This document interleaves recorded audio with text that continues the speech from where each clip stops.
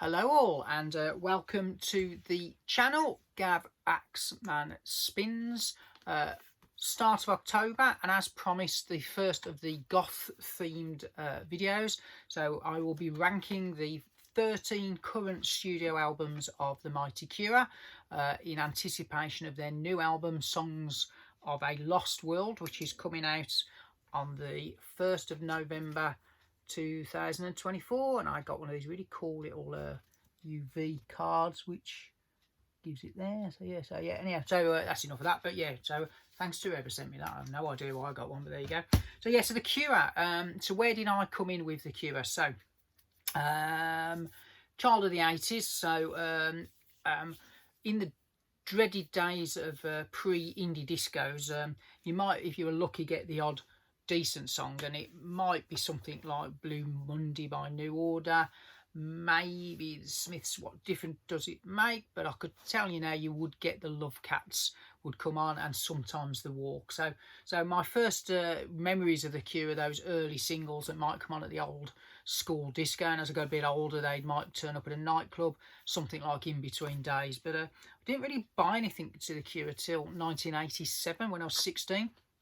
And I saw them on the Tube, and they did the absolutely brilliant Catch, which is one of my all-time favourite Cure songs from the Kiss Me, Kiss Me, Kiss Me album. So I went out and bought the 12-inch of that, and then over the years, thenceforth, with buying Cure stuff as and when I've seen it, mainly CDs to start with, but I have picked up most, if not all, of the vinyl over the years. Big fan. The Cure in Orange was a wonderful concert film, so I had that on VHS and used to watch that over and over and over when it was on the BBC. And yeah, so without further ado, let's rank the albums. So the Cure have done a lot more albums than the 13 I'm going to go through now, but I'm only doing the studio albums. So things like Japanese Whispers is a compilation of singles, so that won't be in there.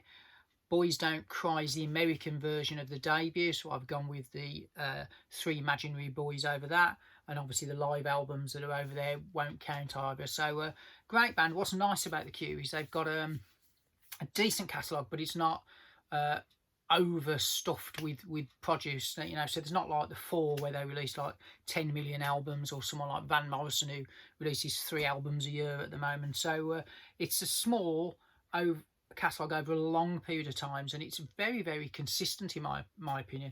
I've listened, yes I have, to all 13 albums this week in anticipation of this video, just to make sure that I was being fair, because I know I've got my favourites and I've got ones that I've listened to less than some of the others, but I don't think any of these albums are bad, and what's at the bottom is just what I would probably choose to listen to the least. So if there was a sinking ship, and I was told I'd got to rescue one album, the one at the top would be the one I'd take first. If they said you can have 2 albums, then so on and so on, so down to 13. The new single Lost, I've been listening to that quite a bit on streaming at the moment, and that's a fabulous return to form, isn't it? What a great kind of comeback. For those in the UK, on Halloween there is a concert on BBC Radio 6, and then I think on the BBC iPlayer there's some kind of event, and I think as well on the 2nd of November there's a Cure night on BBC 4. So there's all kinds of things going on. I think it shows you how loved this band are in a very quiet way. So there's no Oasis style mania of this new album, but there's an awful lot of respect for them. For me, what I love about the Cure is they are absolutely unique. When Robert Smith sings, you know it's him. And also I think he's a very underrated guitar player. To me, the Cure, and this might sound controversial, but they're a little bit like the Pink Floyd of the 80s and 90s, that as soon as you hear those languid introductions and long kind of build-up to songs, and that very distinctive guitar tone kind of comes in, it reminds me of someone like David Gilmour. So brilliant band, fabulous catalogue. 5 minutes in, what would I rank as the least essential listen of the Cure? So I'm going to start at the start. So my 13th album in terms of this ranking would be the debut Three Imaginary Boys, and there is a reason for this. So first of all, as a debut, it's what you expect. It's early days, isn't it? There's a couple of really good tracks on here, and I'm gonna have to get the CD to so that I can understand what the tracks are, because this was a weird bit of packaging that they put no song titles anywhere on the album. So you had to kind of, so the songs were defined by this picture. So that one's Me Took, I think that was Fire in Cairo, and so on. So when you pull the vinyl out and you try and listen to it, it's a bit of a head scratcher. They also didn't put the singles on that they had released to date, which I think personally was probably a mistake. However, the UK version, which is what this is, it opens with 10:15 Saturday Night, which is a classic, and it closes with the almost the title. Doesn't quite close. Track 12 is Three Imaginary Boys, and then there's a little hidden track at the end. So the opening and closing is very good, but some of the stuff in between is a little bit weaker, particularly the second side. Now in America, they got Boys Don't Cry the year after. So this came out in '79 in the UK. Boys Don't Cry was released in America in 1980, and then it did get like an importy kind of budget price release. And that was one of those two there were the first Cure albums I bought, because you could buy them for like something like $2.99 in Woolworths. They were budget albums.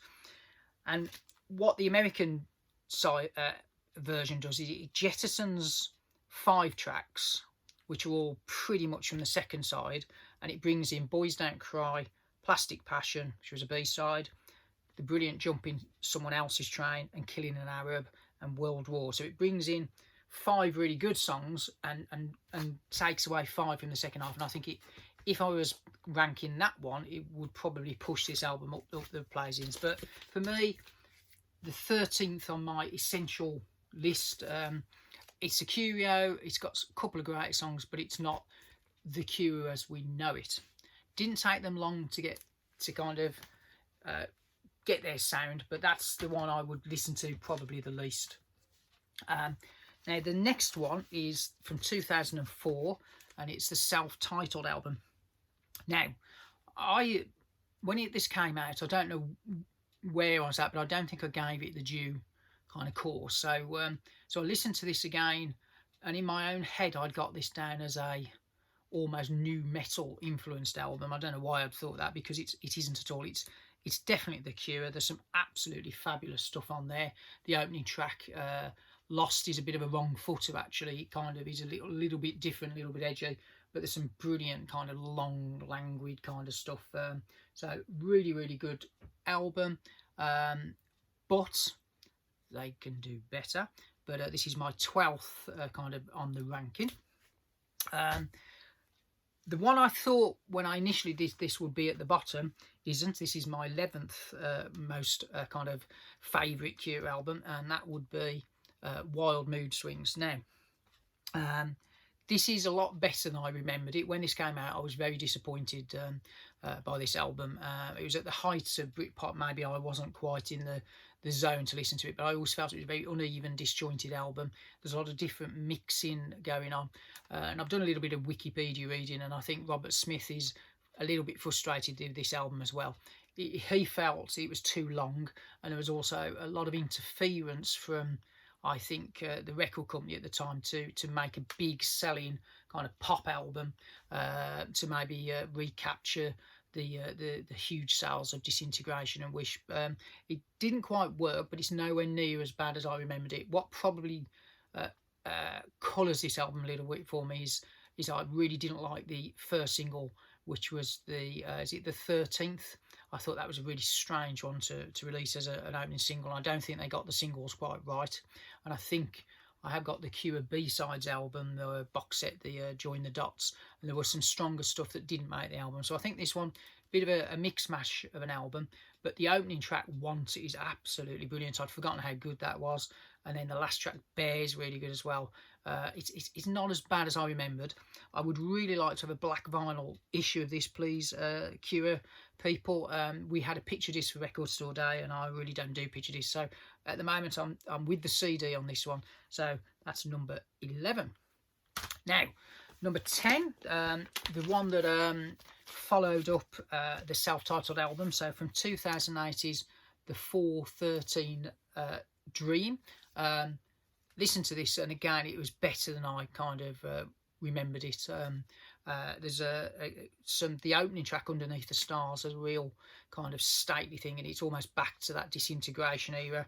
There's some edgier stuff on there. The one that I liked is the Real Snow White. That's a very strange song, but it's a good solid album. There's nothing at all bad on it, really.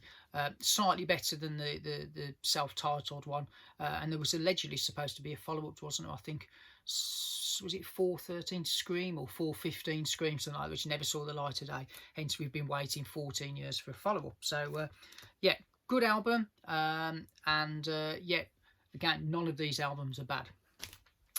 But there is better to come. So we're into the 80s now. So The Top, yeah, this has got some bigger songs on it. So there's a couple of weaker tracks that let it down slightly, but the opener, Shake Dog Shake, is one of my all-time favourite Cure songs. I love that.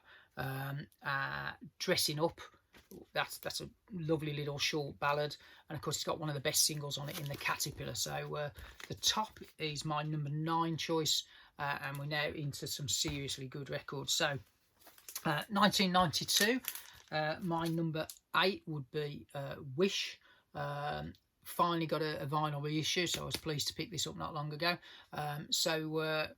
This is a guitar album, isn't it? It's they really kind of discovered their love of Jimi Hendrix again on this kind of album. So the opening and closing tracks, Open and End, big epic songs. From the Edge of the Deep Green Sea, that's a really good one. And I think it has their last, what I would call, classic single. The Cure were really, really good singles bands throughout the 80s. And Japanese Whispers was that was the 3 singles that didn't make albums, so they even had a little spell as just doing singles. But this has Wish on it, which I love, as I think that's sorry, not Wish, that's what the album's called, High. So that's a really, really good single. And there's Friday I'm in Love as well, which gets a lot of radio play in the UK, so maybe I'm coloured slightly against that, but I think this is the last album that had those big hit singles. So that's my number 8, a really solid album and a dense album as well, and their last big mega selling album as well. So number 7, a connoisseur's choice. I was surprised this wasn't higher actually, but when I've listened to them all again, this is a very dense album, and it's maybe a tad too dense. So this is Pornography. One of my earliest memories of the Cure was one of my friend's mates when I was about 13, 14. He had a Cure Pornography t-shirt, and I was going to be with the Cure, so that was one of my first kind of memories for that. But this is again a monster of an album. The opening track, 100 Years, is they do start their albums normally with a really big epic song, but that one, the lyric on that, it doesn't matter if we all die. It's a really nihilistic doom album. The Hanging Garden was the single. It's a really, really good album. The Figurehead is a good song, Strange Day. So all in all, a really solid, dense, and a bit of a goth classic, isn't it? If there's a goth album, this would have to be in the Cure's goth era. But 1982, that one's from. And then number 6, the most recent album in my ranking. So Blood Flowers. And again, I'm still waiting for the black vinyl reissue of that one. So this came out in 2000. This almost gets better as the years go by. So when I first did this ranking, I hadn't got this above Pornography, for instance. But the more I've listened to it over the last week against the others, it's a really, really strong album. And the opening kind of 2 tracks, Out of This World and Watching Me Fall, between them, they're nearly 18 minutes long, so it really kind of sets the scene. So it's a uncompromising album, a very big reaction against Wild Mood Swings. It's a proper cohesive album, no singles from it. It's amazing when you read the interference that Robert Smith had from the record company, and this was the last one on Fiction and Polydor. That they were obsessed with kind of hit singles, and they wanted all the tracks edited and cut down, and he just basically wouldn't. So it's a very uncompromising album, and all the better for it. So yeah, great album. If you haven't heard this, it's hard to get on vinyl. There is a picture disc, but the CD is the only way to go at the moment, so that we get a nice black vinyl reissue. So top 5. So this was hard. The next 2. So I kind of switched this yesterday after another listen. So my number 5 is 17 Seconds. Now this has got the immortal A Forest on it, so one of my favourite songs by anyone ever. And you got the full length album version here. Play for Today, In Your House. It's a wonderful, languid, chilly goth kind of album, very dark. I don't know really what else to say about that. Sounds wonderful. This is a UK original, and the production, everything about this, and the step up from the debut to this is remarkable. So really, really good album. That's my number 5. My number 4, I switched these at the 11th hour. This came in at 4 just because I think it's slightly more cohesive as an album. So this is Faith from 1981. The single was Primary, but basically got 4 tracks each side. I don't think there's a weak link in. As in an album, this flows. It is a non-more goth album. You've got the church there in a very blurry kind of early hours picture. It's just a brilliant album, isn't it? So yeah, the early goth classic. Love this album. So yeah, Faith at number 4. Top 3. So obviously I'm a child of the 80s, and these are all from the 80s, as you may have guessed. So my 3rd album, and I do listen to this a lot, would be The Head on the Door. Obviously the big single is In Between Days, which is a fabulous song, isn't it? That acoustic-y guitar riff all the way through it. You've also got Close to Me on this. The album version's slightly different to the single. It hasn't got some of the horn sections and things. And one of my other favourite songs is A Night Like This. Brilliant song. And it has also one of my all-time favourite songs on this, which is Push. Again, it's just a fabulous guitar kind of album. So yeah, that will be number 3. All of these albums, as I say, are really, really solid. And I've got to be honest, I don't think, maybe with the exception of the first 4 I've gone through, they're all really solid, good albums. But this they went up a notch with this one after the top. So 1985, my 3rd ranked Cure album. So what won? Well, when I show you the next one, you'll know. So the number 2 on my ranking would be Kiss Me, Kiss Me, Kiss Me. So this is the UK original vinyl. So it had 1 extra track than the CD equivalent at the time. So you got a song called Hey You, which wasn't on the original CD. Double album. And this has got a bit of everything. It's kind of like the greatest hits of The Cure. So you've got the poppier stuff, you've got some darker stuff. When this works, there are some career highlights there. So obviously, Just Like Heaven was a fabulous song. Possibly should have been the first single. Catch, as I've mentioned before, which is one of my all-time favourites. Obviously, the other single was Why Can't I Be You? But it's full of great songs. So, you know, it opens with the Kiss. One of those epic guitar things. There's a great song called If Only Tonight We Could Sleep. Love that. How Beautiful You Are. Brilliant song. Hot, Hot, Hot. That was another single, wasn't it? And Like Cockatoos, Ice and Sugar, The Perfect Girl, and finishes with Fight. It's just a really, really solid album. And as a double, there's nothing on here really you'd kick into touch. So it's a really, really good album. But it's my number 2 because my number 1, no surprises. I listened to this again yesterday, and it's one of those albums you just have to listen to it from start to finish. So this is Disintegration, my top ranked Cure album. No surprise, 1989. First single was obviously Lullaby, which as the years go by gets better and better and better, doesn't it? You've got Love Song on here, Fascination Street. It's just a great album. One of my all-time favourite songs of The Cure is The Same Deep Water As You. And when I used to, back in the day, go drinking in Birmingham, the old Aston Uni pub used to have a jukebox where you could choose the music. And there was always someone who put a couple of Cure tracks on for their £1. I think you got 3 for £1, didn't you? And they'd always stick the longest one. So I must have listened to The Same Deep Water As You on a Friday night for many years. So great album. That's the UK original. The CD had 2 extra tracks. So here's a CD. So there's 10 tracks on the original album. The CD gained Last Dance and Homesick. So if you are buying the modern version of this album, you do get the full album. So which I probably should try and get actually, but I'm kind of happy with my UK original. But I might have to pick up if I see it at a reasonable price the new version. So that's The Cure. 13 albums. Number 14 is going to be released on the 1st of November 2024.